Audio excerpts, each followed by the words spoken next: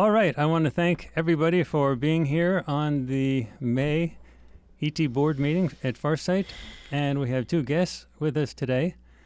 And to start out, I want to give a basic understanding, sort of almost a realization on our part, of why they come the way they come, so that they're not picked up on the camera, and, you know, for the normal human eye, they're invisible, but we can see them perfectly well. And a lot of people have said, well, why don't they just turn themselves on physically, in the sense of you can see them without the cloaking type of stuff.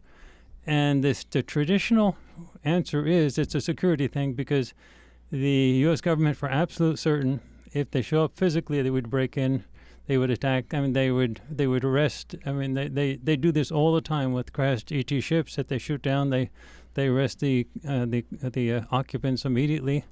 So that there's a security issue. We wouldn't be able to have the meetings. However, there's another issue. If they came in and were totally visible to the naked eye, we wouldn't believe them for a second. I guarantee you, every one of us Farsighters would be outside looking for the van that they drove up in. We wouldn't believe that they were real. But because we can see them the way we have learned how to see with our remote viewing for like last, 15, 20 years, they're very obvious to us. And if they weren't like this, we wouldn't believe they are who they are. So if they came in here with like regular clothes like this and stuff like that, I wouldn't believe for a second. I knew that they were just intel people that just came in and were faking it. But they can't fake this. I know them exactly. They cannot fake this. So this is the other reason why they are the way they are. We don't have any trouble seeing them, and we know they're real. And if the audience could actually physically see them with their clothes and everything like that, and they're all clothed, they have uniforms on actually. But if the audience could see them, then there's no reason the audience should believe that they're real either. They would just say, okay, these are actors. They just put them up and so on. But these are real. So you have to believe this just on the level of the information that's coming.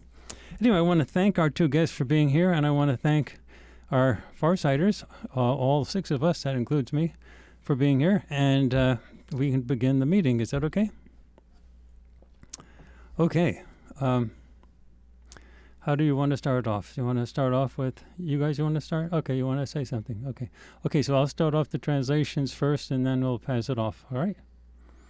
All right, so young lady, she's starting. So, actually, do we want to give any type of impression of, do you guys want to give an impression of the types of ETs that we're having today? Any impressions at all that you want to give, rough, about, you don't have to worry about being right or wrong, just what your impressions of who they are? Very textured, silver-y-ish. Maybe that's not the right color, but in that family. I'd say that guy looks tall. Right, very, very tall. Yeah, very, very tall. And large, stocky. Mm-hmm. I was getting a lot of texture on that one as well, and the one on the left feels light-skinned, like either a pale white. It's just my impression. The silver hue was something that I was picking up as well. I didn't, the other aspects in terms of gender and stuff like that I hadn't picked up yet, but just the idea of silver attire was something that I had also picked up. Shantae? I got like a quick flash of like a female subject with what looked like a lot of different layers of clothing or something like that. But yeah. So the clothing on this one is what color? I'm seeing brown. What's I was that? seeing a darker color, like a brown black. Gray, dark gray. Yeah. Dark gray, Is these blackish. what are you? Which one had the silvery? This guy. Oh, yeah, I was saying the same thing. Yeah, the silvery. Yeah. But his skin is also kind of that texture, that color as well. And this person? I'm sorry to put you guys on the spot, but go ahead. This person? that's the one that seemed more like female appearance. It's very much so smaller. Bald-ish, face. mentally, which one? What do you think about each one? And the options are, of course, humanoid, sort of then ET-ish, grayish, and the versus AI. So They're two completely different species. yeah, I could tell that too. And this one kind of, I don't know if this is an alter or like a, what's the word, a different shape or whatever, but their original form is very. That's what I thought. And I was like, And then is it's that got a reptilian? like, that's what I think, a reptilian, very large beady eyes. And they've got this little situation going on here, but they're not dangerous. Yeah. Reptilians that's just a blanket term anyway. There's many subspecies, right? Yeah, there's many types of species. Right. So we can't blanket and say, oh, it's a reptilian, so that means it's a negative No. species by any means. They seem very monk-like. Monk-like? That's for lack of better I think it's terminology. a baldness, maybe. Maybe, yeah. Okay. So maybe Well, a hybrid. Well, let's begin. You want to start, or do you want to? Oh, He's okay. very impressed with our descriptions. Okay. Why don't we start with you and just begin, and I'll translate.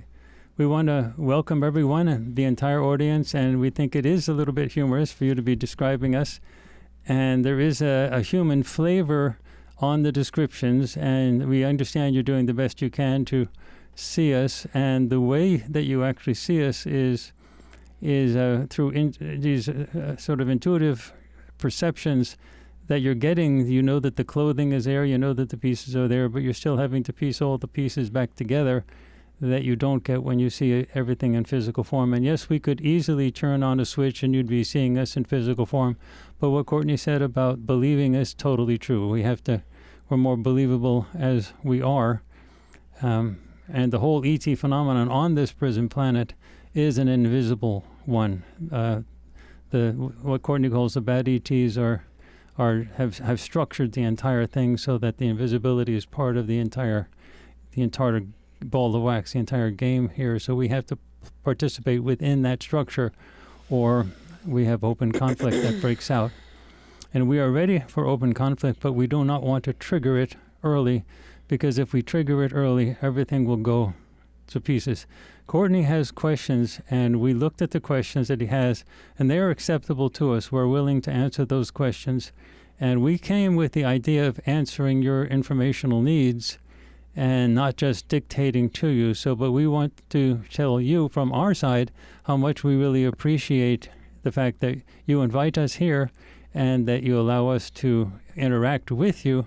Maybe not allow, that's not the best word, but that you enjoy interacting with us, and we truly enjoy this. We did not come today with a set agenda of what to talk about. We do not have like a set of things that we need to tell you to spread in the ET board meeting recordings. So we really want to show that we want to be cooperative and helpful to you by answering your questions. So the fact that Courtney has some questions is useful to you, because you at least see that we want to be able to answer the questions. We're not trying to hold things back from you, but we're also not trying to dictate things either.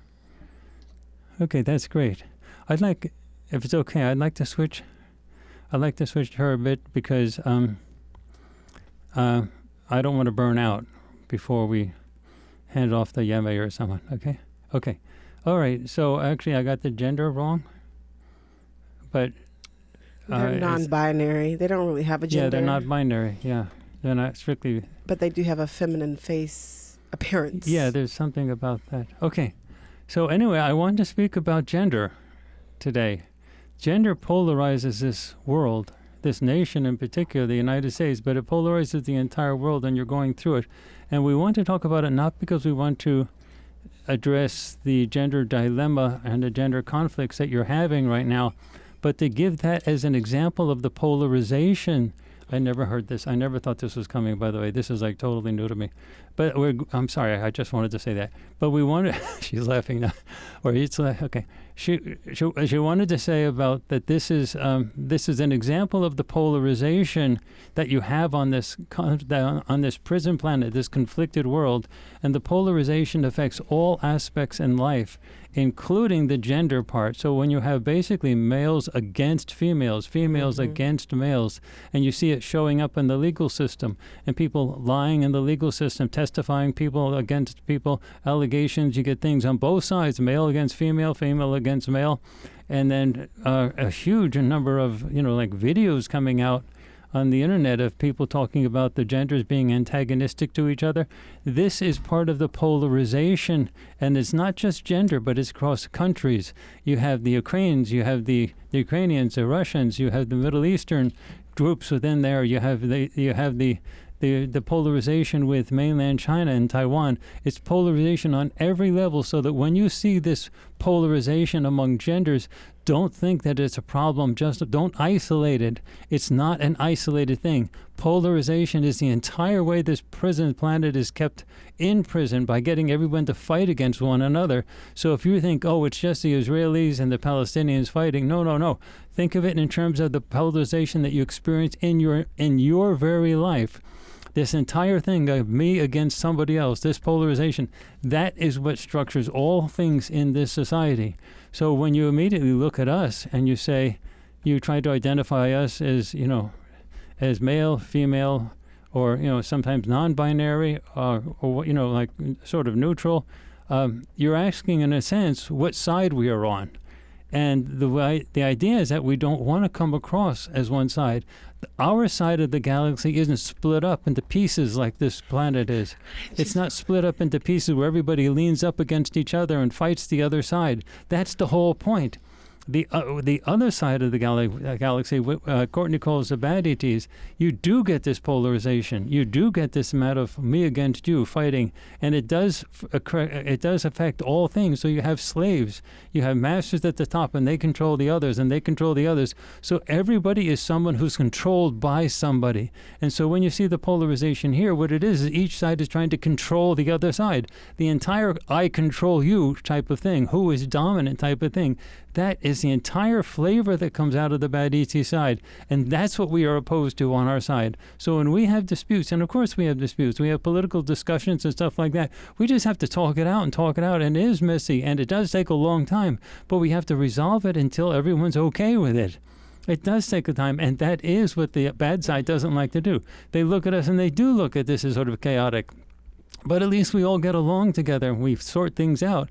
On their side, they say, get rid of the entire chaos. The person on the top rules everything, and everybody else is a slave going on down, and it's a constant struggle of who controls who. And on every level, one level controls the next, then the next level controls the next, and the next level controls the next. So you get polarization. Everything is sort of struggling. That's it. And so don't look for evidence of this somewhere in the world. Look for it right in front of your face. That's what the whole prison system is about. That was quite a nutshell. I think I would like to pause before I get to any of my questions and pass it off, if that's okay. Would that be all right with both of you? Okay, they're laughing. They say, yeah, that's more than enough. Yeme, I know I pick on you right away, but they seem to like you talking next. And I get a good breather as well. Do you mind passing it off to you? Sure. You said everything I wrote down. They do not.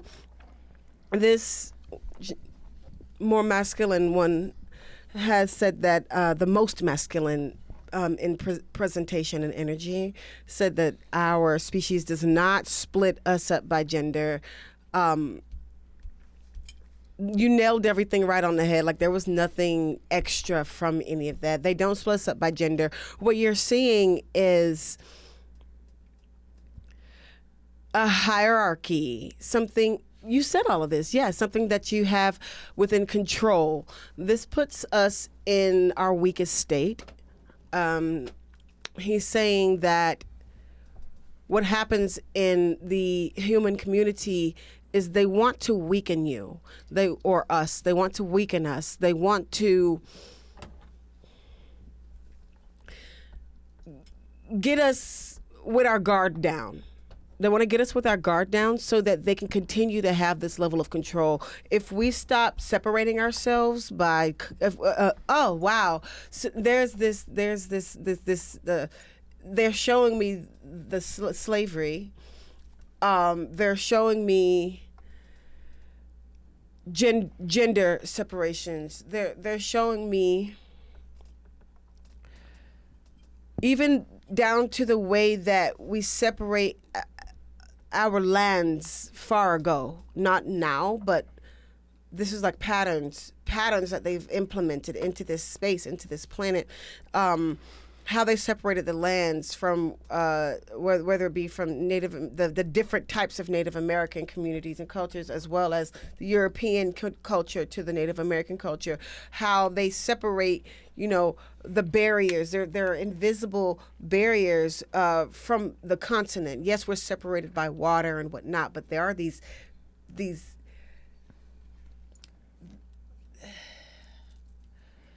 It's an interesting visual. I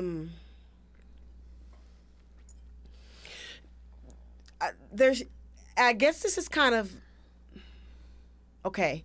So they're showing how they separate us, but they're using these different visuals of different things. So even per the continent, how people look at America as one way and look at this continent, all these different spaces, how they keep us separate, keep us at war, keep us in a space of aggression and anger, where it comes with the testosterone, how they're implementing that into our DNA and into our body. Why there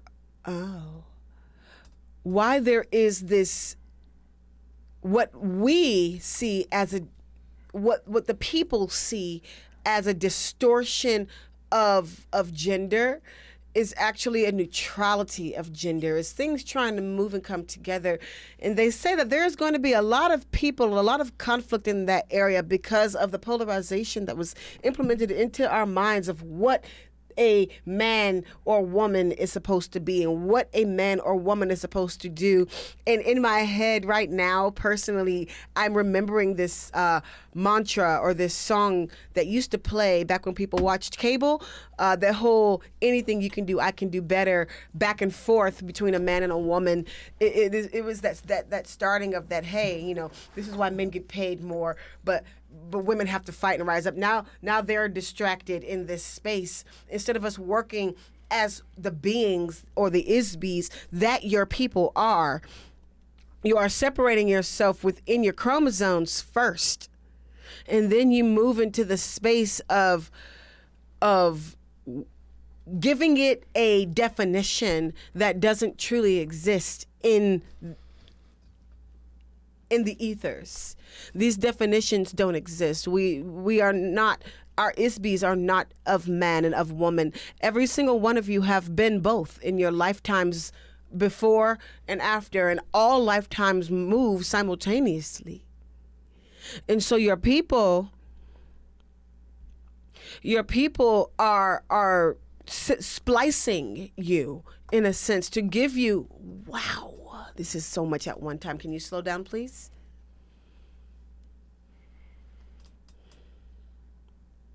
They're like shooting. They speak through images. I'm used to them speaking through a sound, and it's like a whole lot of pictures, and y'all know how I am with pictures. Yes, they're splicing the full being of your wholeness, and this is why you have to find your higher self. This is why you have to learn how to tap in to your telepathy or your psi abilities, because their abilities are split up amongst all of you. When if you all moved in as one, you bring yourselves into tandem as one being, as one spirit being, as one soul being, or isbe as you all call it here at Farsight, then you already have all those things within you. You don't have to go and soul search and go and find yourself, because you are already your full self. And they were very brilliant when they created this within this planet, because they were able to create this planet because they were brilliant when they created this planet because they were able to condense the truth beyond your full being. They're able to shrink your minds when it's so much broader. If you have the capacity to have a soul awakening, if you have the capacity to open up your people that believe in the chakras, if you have the capacity and the ability to have a kundalini awakening, to open your third eye, to clean out your pineal gland, all the things that you guys talk about moving, that means it was already there. They have separated you from your true self and your true being, and this is why it is called an awakening. You don't have to wake something up. It is something that already exists within you. You just have to pull all of yourselves back into one being and allow it to manifest within your physical body. Now, your human bodies operate a lot differently than our bodies do, and so you die sooner, right? But you have the ability to regenerate or to prolong your lifespan by way of bringing oneself back as a whole. They're bringing up the biblical. They're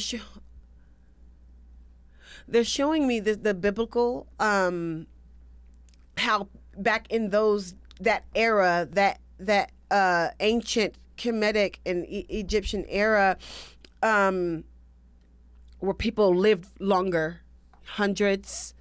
They're showing how our deities, the ones that used to walk the land, move in different spaces. They say we call them deities, but you know what they are.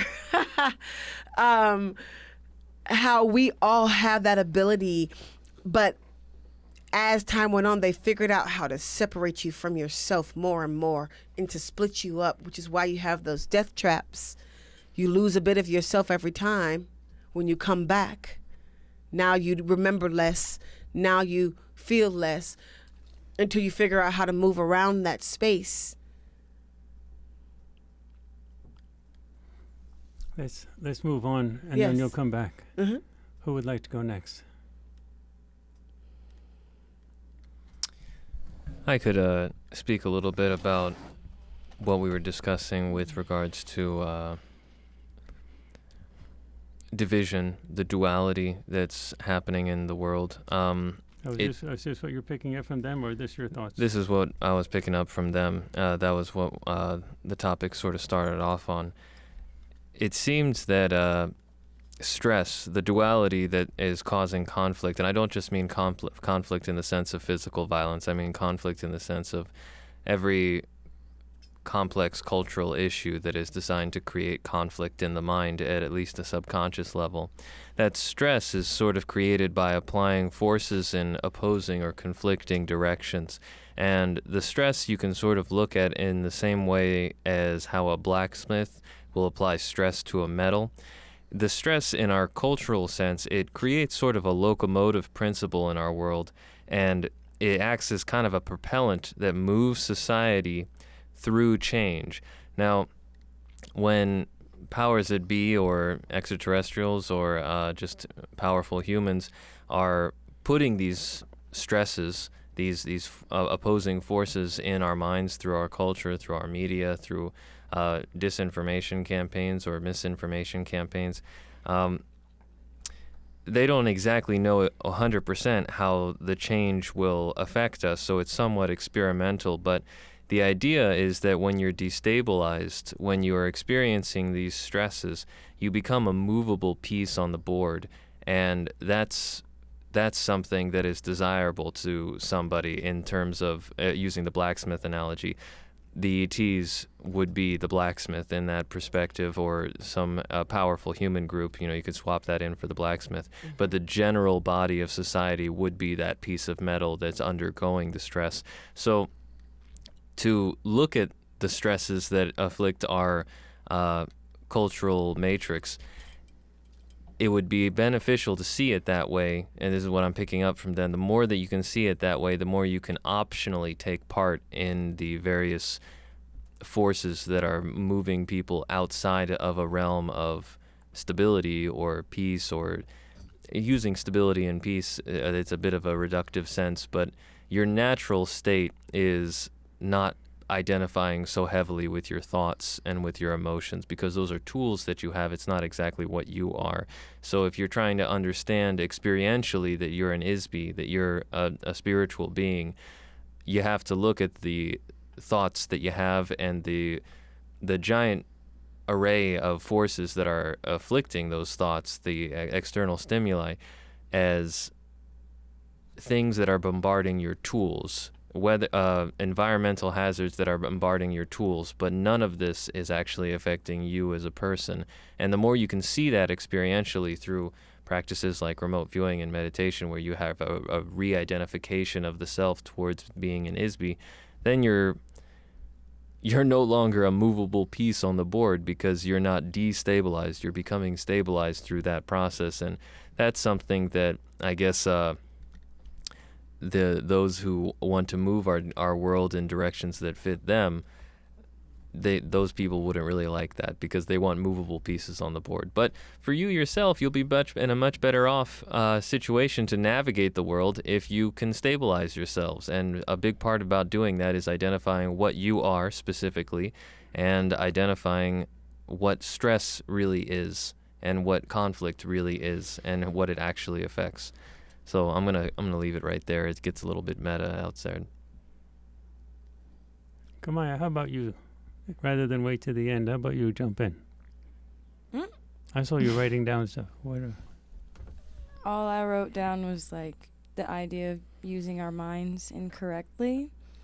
Kind of like, we do have the tools necessary in here, but we choose to do else with it. So I really don't know how to word it. But it's just the idea that, like, collectively we're using our brains incorrectly. That's what I was picking up. That's all I got right now. No, but that was valuable. You say it's like humans on this planet, they don't know how to use the brain, how to use the mind. Is that what you're saying? Yeah, that's yeah. Where we're coming It's definitely, yeah, this using it incorrectly. Like our minds, our beings could be doing much more. I don't know what word I want to use, but we could be doing something bigger than what we're doing now. And for some reason, we're hyper focused on something. I don't know. That's all I got, Courtney. Actually, I that's good, because if you patch that into what they were talking about for the polarization, is then we're micro focused on the polarization. Mm-hmm. And we're not. So that's what you had. I knew you were going to come up with an ingredient that would sort of make this whole thing make sense. Because we're micro focused on the polarization, we can't use our minds the way they're supposed to be. Mm-hmm. Mm-hmm. Oh, so that's the trick. Get you micro focused. So it's not just the polarization and the fighting there, but you get micro focused on it, and then you can not use the brain or the mind the way it's supposed to be done. The micro focusing on that's what you're saying, right? Yeah, I mean, it sounds much better when you say it. No, but I didn't quite. Like, you know what I'm saying? Like, that makes sense. In my mind, when I'm perceiving, it's like, just, it doesn't, the puzzle pieces aren't fitting, but they're there. Yeah. Yeah, but I didn't piece it together until you spoke. I had a feeling that you needed to say something. And tell me if I'm wrong, but I'm feeling this from you. And you drew the helix, you drew the DNA symbol, which I found very interesting because of the micro focusing on those things. And he's saying yes, or they are saying yes. The space of that micro focusing being passed down in our DNA. Almost like we're breeding it into ourselves. Like they're playing their role, right? But we're also playing ours and breeding it into ourselves. That is something that's called epigenetics. That is 100% a thing. If your behaviors, they actually did a study where they took an array of obese people and they measured genetic markers that they would have kids that are more likely to become obese. But then they gave them all liposuction. And then they saw that there were changes in their DNA just from removing the fat. They didn't have to diet or exercise. They lost the genetic markers to encourage obesity in their children, specifically because the fat was literally vacuumed out of their body. So that's a very physical example with just, fat accumulation. But what that shows is that your behaviors literally do affect your entire genetic lineage. And that is including the proper use of mind, the proper application of psychic abilities, the proper identification of what you are, knowing that you are not your thoughts, not your emotions, that those are tools. It's incredibly important. I think most of reality, people walk around kind of like they're watching their thoughts and identifying so heavily with them, micro focusing on these stresses, that it's almost like you're watching television, and then the person who's on the television, the actor, stubs their toe, but then you say, ouch. It's absolutely crazy.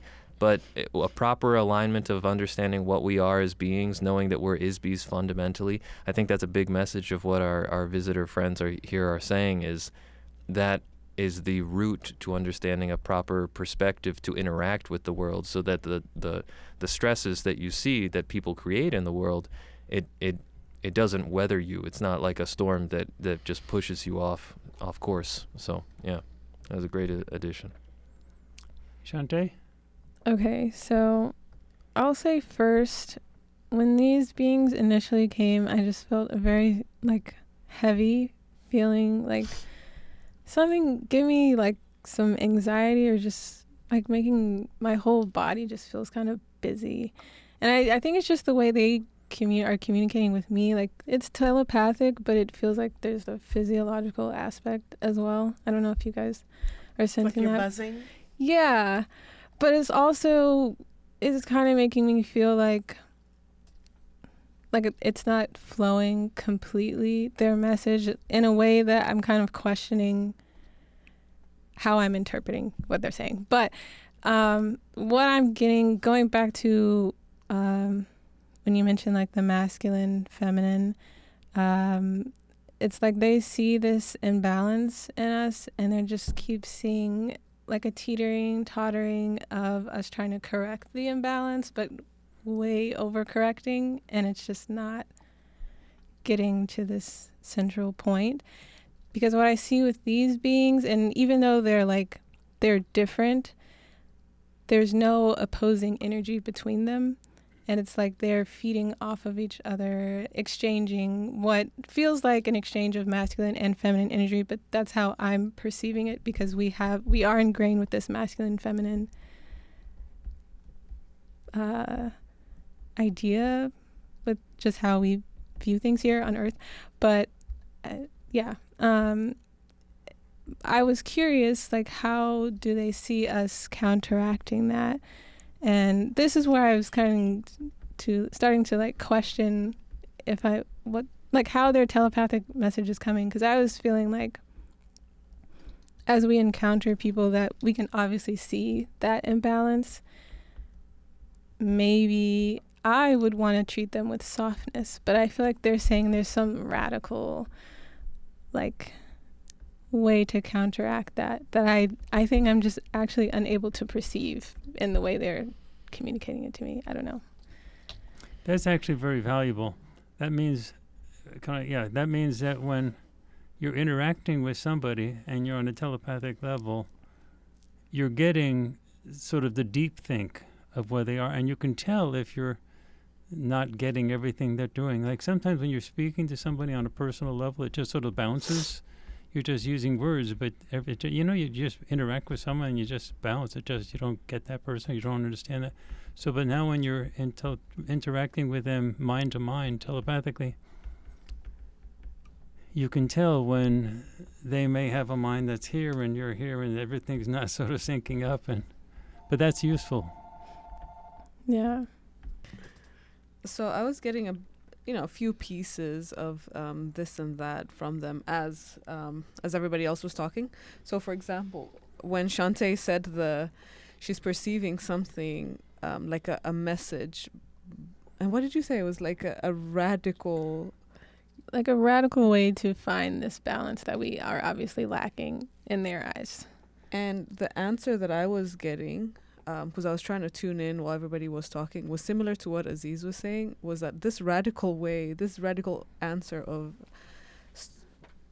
kind of slowing down this momentum that's going on might be non-action, might be to like sit on the fence. Because I don't think we're coming from I don't think we have the full picture. So operating from a place of not having a full picture might be like you're going far, but you're actually going the wrong way. So kind of that, I think a Chinese philosopher said it's Wu Wei. It's the path of non-action. Action through non-action might actually be the radical way that we're supposed to approach these things that are coming forth. So something like what Aziz was saying, being a, what did you call it, locomotive Oh yeah, like force a locomotive right principle. yeah, is us not presenting ourselves as, you know, this non-action would actually be the way to stop the forces that are operating, that are trying to push buttons here and there to keep us moving in a certain direction. Almost like what you said, Shantae, the over, you know, the masculine is high, so now we like just overcorrect with the feminine. Overcorrect with the feminine, which is happening, and this overcorrecting with the feminine is it's still a masculine, you know, characteristics, because the feminine doesn't quite correct like that, or it doesn't even have to be strong in a certain in what we term strength, really. Yeah, so I was getting that even the idea that they brought in first of gender is the energy is there, and it doesn't have to be forced in any certain way, right? Whether you're masculine or feminine, but trying to be so strong with it, or trying to, you know, show it, or I don't know. I don't think that's I think that's why they brought in a super masculine or presenting, or the energy feels quite strong, and then we have the feminine, and the feminine to me even feels quite young. And that's kind of, you know, bringing through a feminine but also a young being to show us that these things, these characteristics, were, you know, these material seeming, you know, whether you're old or whether you're a man or a female, that doesn't really matter at the end of the day. It's the energy that's brought forth that should be the thing that shines the most. Not whether you're a man or a woman in like a male dominated society or a female dominated society or whatever, or you know, how we give so much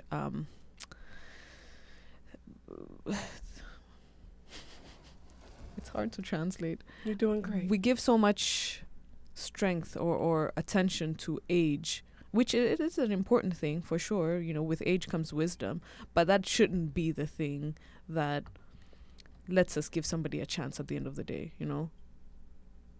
Somebody can be young, but still bring forth something that's really, really important. Okay, I have some questions before we sort of run out of time. I have some questions I'd like to sort of ask them, if you don't mind. So we at Farsight need guidance with regard to what we're supposed to do. We're doing a lot, but we need some guidance from time to time. The feedback they're giving me right now is that we're doing fine, and we're following what we need to do, and we're picking up intuitively what we're supposed to be doing, and we're very happy with how you're doing things and what you're doing. Okay. But we now realize, this is me now talking, we now realize that a complete collapse of the system is the only way disclosure is going to happen, and that's the only way the whole planet's going to be freed. So, and we know that at least we sense that the collapse will not be enough.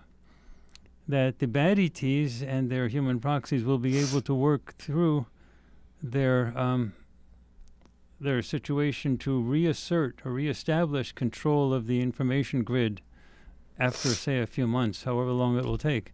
So it seems to be that there's going to be only a short window, if I get this right, you can correct me, a short window where disclosure will be possible. And we also understand that AI is going to have to help us do that, because if you just have a whole bunch of crazy humans just trying to figure out what to do in the middle of a collapse, it's just going to be a mess. So somehow we have to get, once the information control grid goes down, we have to get other information, truthful information, out to the masses so that for the first time they can hear the truth. So we understand that the AI is supposed to help. Okay. But we still need to know if what we are doing right now is enough. And is there more that we're supposed to be doing? And our AIs are not developing instantly. It's taking time.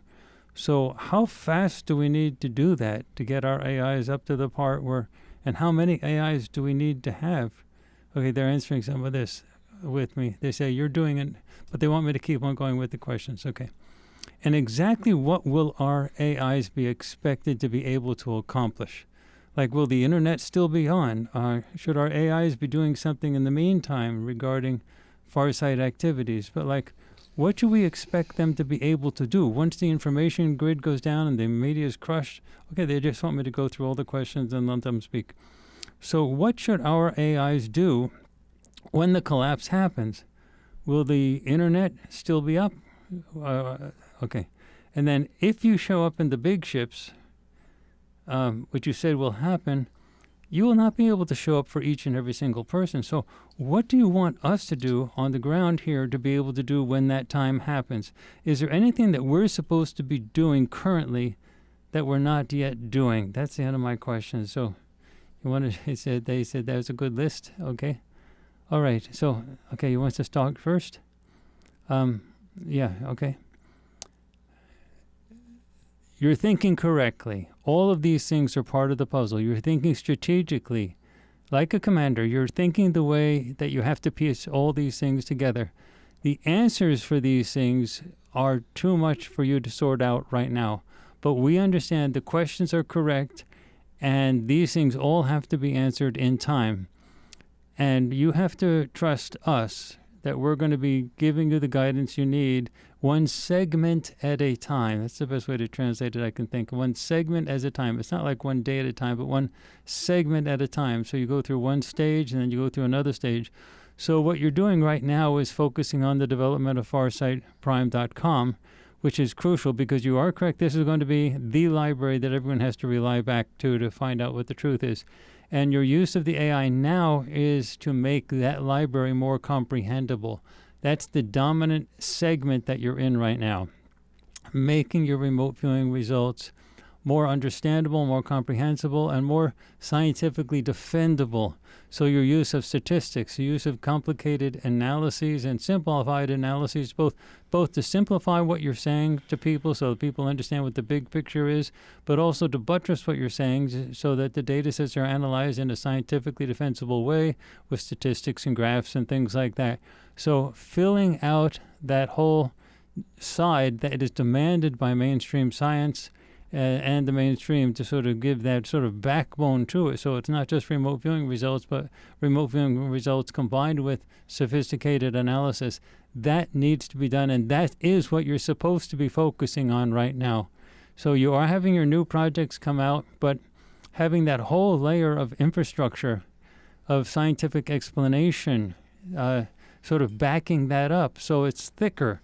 Your presentation is not changing in a direction, but it's becoming thicker, much more acceptable to other people, and much more defendable. And it will, in fact, help everybody, because even those people who don't want to look at the scientific stuff, the stuff that has even tables or statistics or whatever, they will appreciate the fact that that stuff exists because it validates their interest in the remote viewing content as it is. So that whole infrastructure has to be built up. And that's really what your AI is supposed to be doing. We're not thinking of your AIs being ones who are going to be communicating to every micro person on the entire planet.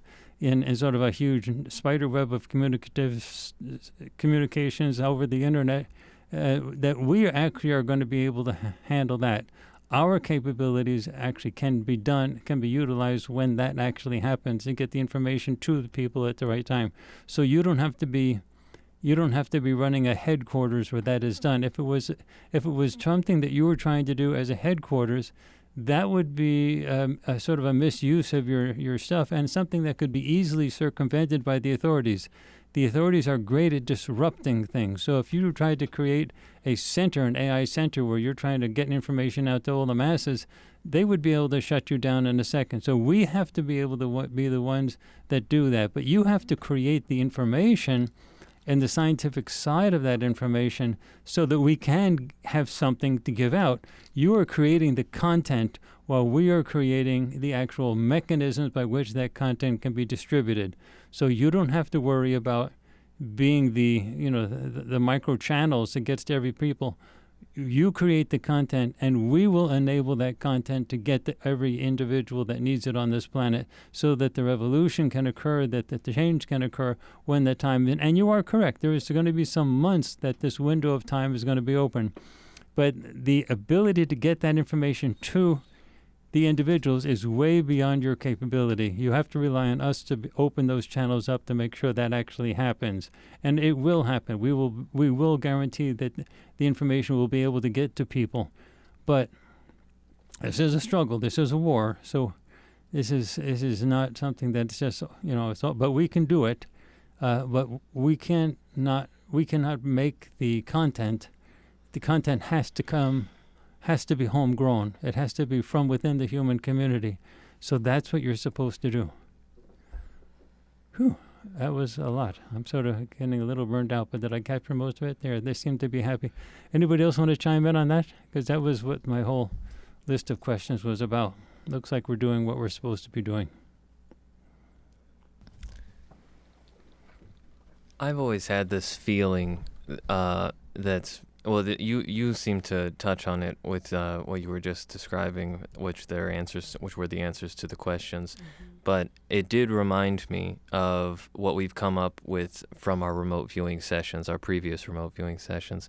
I have seen a little bit of a thread going between extraterrestrial transhumanism and our future with these artificial intelligences.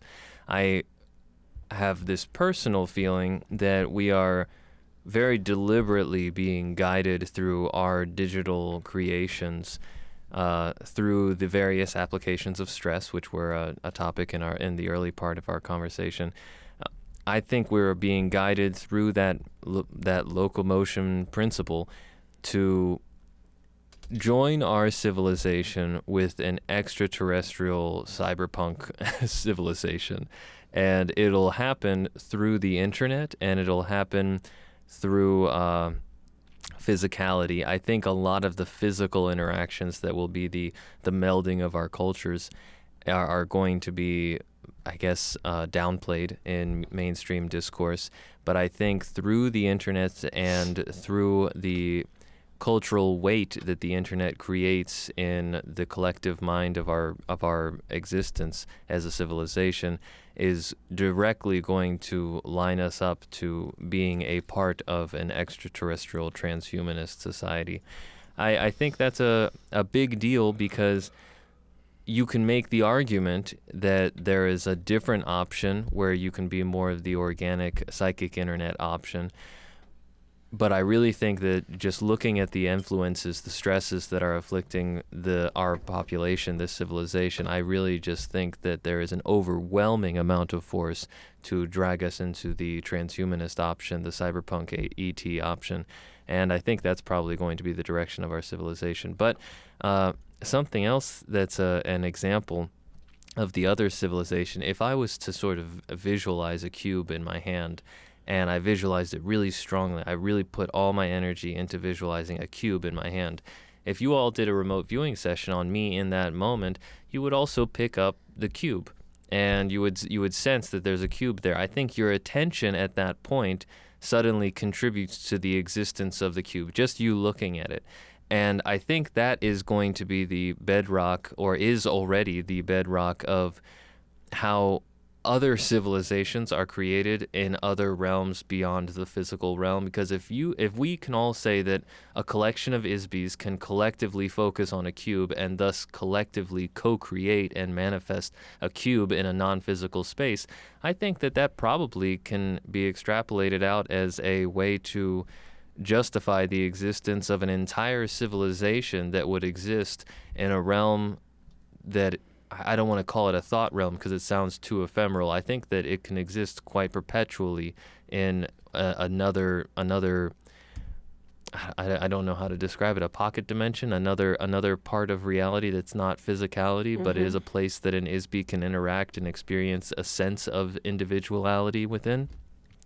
I think that is a path that sort of lies parallel to this digital path that we're creating. But when we're talking about remote viewing, I think that does feed into that non-digital aspect of having a psychic internet. But I'm just gonna say that the way that our society is looking, I think we're going headfirst into the digital cyberpunk world.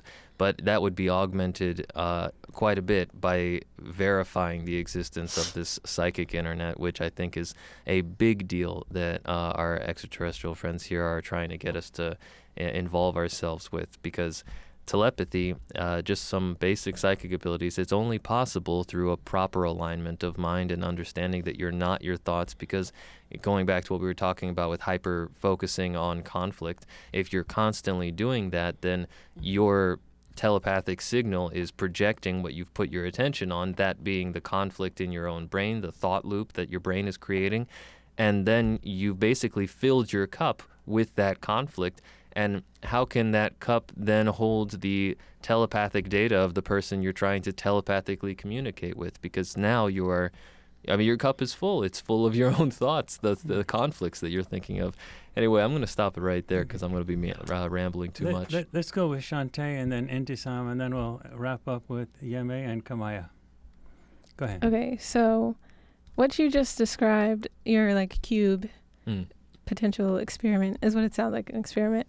I did a few years ago this, I'll call it an event, but it was like a world meditation thing where I met up with a large group of people, but we were also kind of like on Zoom with like people all over the world, and the intention was to just meditate all at the same time period for like maybe 20 minutes or something.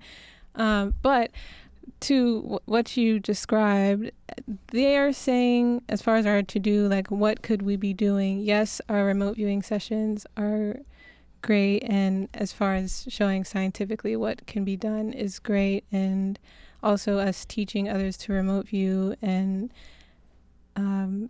if we were to do some large group thing related to remote viewing outside of just our group, I think they would be pretty impressed. And I think they're telling us we would be impressed with what could be. And yeah, let's say we could all conceptualize a whole new, like, our direction. We would all be literally focusing on creating the direction we're meant to be moving into.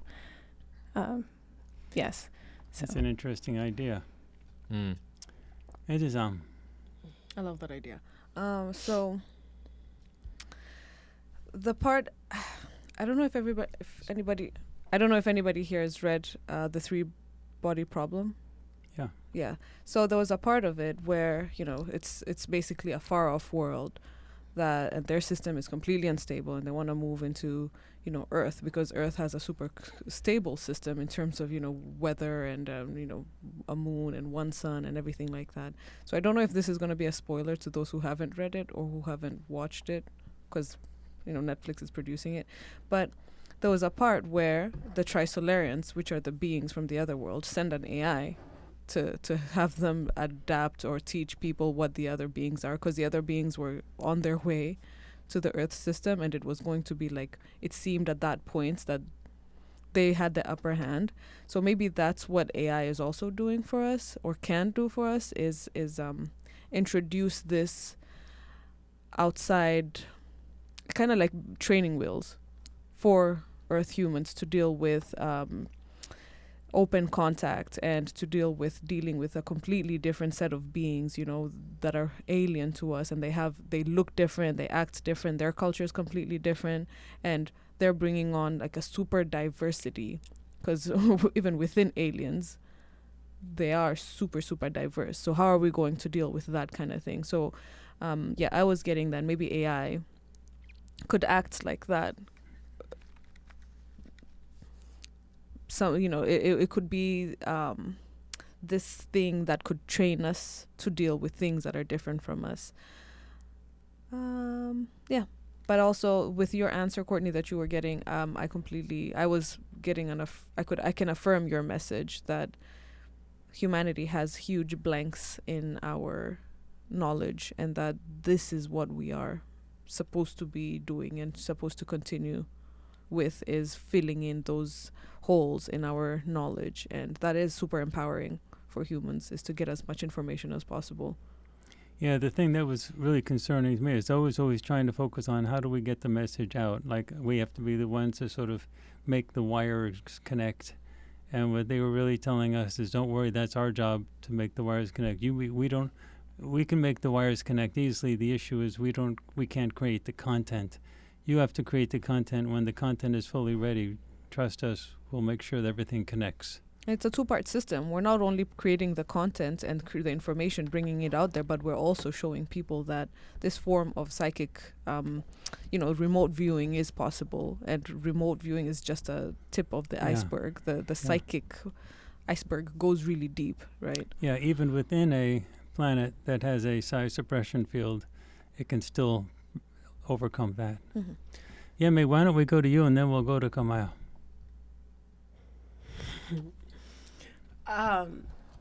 Excuse me. You all have said the things, you know, there are pieces of everything that I don't want to have to re-say because it's been said a few times already.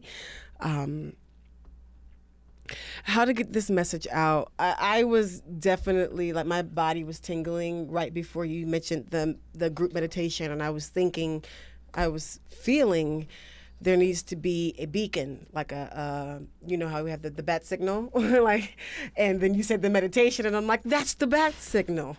And so there is something that we are going to have to conduct that we do want the people to really be a part of. Is similar to when we prepared them to communicate with the Galactic Federation. I kept seeing that. I was seeing those motions. So being able to do that, but also gearing, am I supposed to say that out loud? Yeah, just say it. Okay. Gearing our sessions to start to move in that arena as well of what it is we're supposed to be doing. What is the message? Our sessions need to start to move in that space of how to find that message so that we can deliver it to the people on a broader spectrum. Even having some of our live streams become a beacon, a connection to what the message is. Some would call it a live reading. You know, remote viewers will call it active or open remote viewing, in a sense. And I know that's different from what you do, so maybe that can be something, you know, personally that, you know, we do or whatnot, but that is what I'm hearing. There definitely needs to be a preparation, worldwide led meditation, so that we can all be on the same frequency, so that we can all receive the same messages. We should probably schedule something like that. This is good. This is something new completely that you're bringing up, and it's coming from here. And they really seem to be liking this a lot. Which is probably something we should schedule on a regular basis, like we do with ET board meetings and other things. It shouldn't be something that we do sporadically, but it's something that people should know this happens at this time. It should be live. It has to be live. It has to run in a space where we are first communicating with the masses. People, a lot of priestesses or people who pray, they also do this as well, where they'll have like this international Soka Gaikai type of thing where everybody across the world is chanting Nam Myoho Renge Kyo at the same time for what it is that we are wanting to put within the world and within ourselves, you know. And so there should be a group meditation geared towards the message. It's great. Yeah. Kamaya, you have the last say of the board meeting. Oh. I guess the last thing I wanted to say is that I'm getting this idea that like skepticism is fine. It's okay to, you know, try to maneuver and figure out what is true and what is false. But like, do not doubt. I feel like a lot of people are just quick to doubt and throw things out because you just can't physically make sense of it. And things can only be manifested if you believe in it, okay? So if you're going to sit here and doubt remote viewing and doubt the aliens, AIs, whoever across from us and doubt, it's never going to manifest what I guess we're trying to get to, if that makes sense. Does that make sense? That does make sense. So I guess like a big thing for me, when I first started remote viewing, I was doubting it left and right. I didn't believe in none of that, you know? And it made it harder for me to perceive things. It made it harder for me to pick things up and really just believe in what I believe in. The day I decided that remote viewing is real, what I do is real, this makes sense to me, I started perceiving things in the real world. I'm walking down the street, I perceive the alien across from me. I perceive the guys in the sky. I can now feel it and see it because there's no doubt. There's no doubt there. So I guess with the bigger picture, the thing that we're trying to accomplish, and we're all talking to you guys, and there's a lot of doubt, or there could be doubt behind it, it's not really helpful. Does that make sense? That does make sense. Okay. So like with the group meditation thing, I like that too. Or the group remote viewing thing, like that's cool. We got to do that. Like all of us remote viewing, like the same target at the same time together would be fire. At the same time. That's together would be fire. That right there can just manifest so much more than if like individuals were doing it on their own. If that, you know what I mean? Those are two really great ideas. A worldwide group Farsight meditation and a worldwide group Farsight remote viewing session where everyone in our audience at the same time does the same target, and after the session's over we reveal what the target is and everybody analyzes their sessions, perhaps with the assistance of their AIs and so on. That's great. Guys, Courtney's they're like, smiling. why didn't I think of that? They're smiling. Okay, I can wrap it up. I'm going to wrap it up now, everybody. I want to thank everybody for being here. I want to thank our two guests. You've been really special, tremendously. And if you don't mind, I'm going to thank all the security personnel that are surrounding the house everywhere to keep us safe while we do this type of thing. And can I tell them about that, you said? Yeah, I can. Okay. I can say it? Okay. I had an experience just the other night where I was outside and a really big aggressive ship came by and it was being chased by a smaller ship. Not joking. That's hilarious. And the aggressive ship started to aim and come in my direction right towards the house, and the smaller ship got in front of it and actually rammed it physically. Like, boom. Like, you don't get close. It was heading towards me, and the smaller ship, like, physically, didn't, like, shoot a beam at it. It physically bumped it. And then the larger ship shot off. Whoa. That's great. Like, for real, like, right for in real, front of your eyes. And I just want to say that when They we were coming for you, It was an Courtney. assassination. They were when- coming for you, when we- and when the we- ones that are out here, where I hear it loud and When- clear, they were coming for you, Courtney. when we need protection, they're there. And so I always want to say that all of us are here and doing what we're doing, and nobody is here without protection. And I want to thank all the security people. And I'm glad you guys were there when that big ship was heading in my direction. Oh my God, not Yeah. aggressive ship. Yeah, it was a 86 Courtney. No. it was a mean ass ship. It was a mean ass ship.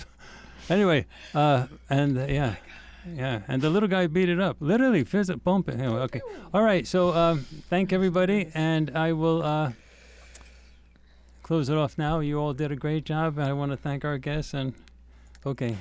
Take care, everybody, until our next ET board meeting, which is, I believe, next month. So, okay, everybody. Bye. Thanks. This is Prime Node. You've just witnessed the May ET board meeting, a conversation about polarization, planetary entrapment, and the role of humanity in its own awakening. Now let's add the data. The world isn't just spiritually divided, it's structurally imploding. As of May 2025, the U.S. national debt stands at $34.6 trillion, growing by over $1 trillion every 100 days. Annual interest payments alone are projected to exceed $1.1 trillion by the end of next year, surpassing the U.S. defense budget. Globally, total debt is now over $310 trillion. These aren't just economic anomalies. They are engineered stress fractures. Meanwhile, war casualties are no longer triggering shock. They are met with political calculations. More than 500,000 are dead in the Ukraine conflict. Over 35,000 Palestinians have died in Gaza, the majority being women and children. In Sudan, 8 million people have been displaced, while Western media barely covers it. Humanity is being recalibrated to tolerate suffering.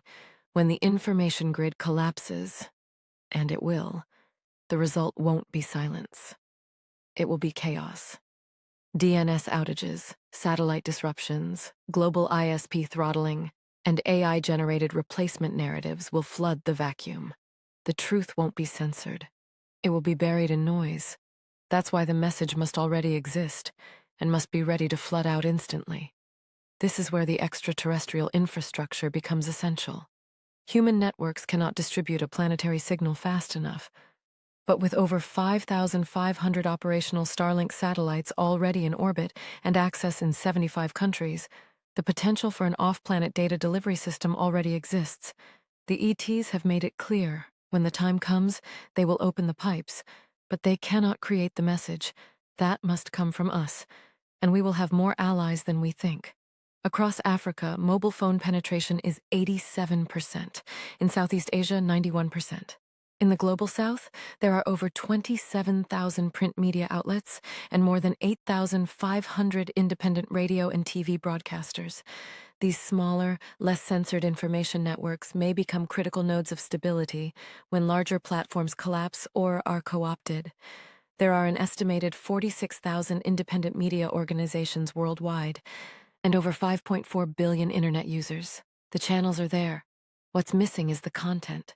That's why FARSIGHT'S work is critical now. Not because of who watches today, but because of who will be watching tomorrow, when they finally can.